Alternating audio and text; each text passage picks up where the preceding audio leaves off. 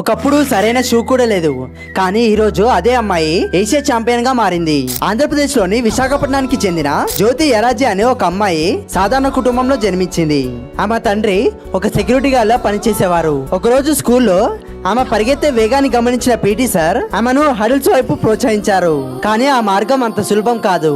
ఆడపిల్లకు ఇవన్నీ అవసరం అంటూ అక్కడ చుట్టుపక్కల వాళ్ళు చాలా మాటలు అన్నారు. మంచి షూ లేకపోయినా కష్టాలు ఎదురైనా సరే జ్యోతి ఒక్క అడుగు కూడా వెనక్కి వేయలేదు. ప్రతిరోజు తన కళ కోసం ఎన్నో హడిల్స్ ని ఎదుర్కొంటూ హడిల్స్ పై నుండే వేగంగా దూసుకు వెళ్ళింది. చివరికి 2025 ఏషియా అథ్లెటిక్ ఛాంపియన్షిప్ లో 100 మీటర్ల హడిల్స్ అది కూడా కేవలం 12.96 సెకండ్స్ లో పూర్తి చేసి భారతదేశానికి బంగారు పథకాన్ని అందించింది.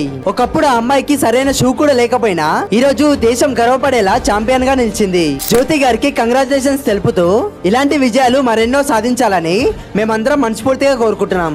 సో ఈ వీడియో మీకు నచ్చినట్లయితే ఒక లైక్ చేయడం మాత్రం మర్చిపోకండి.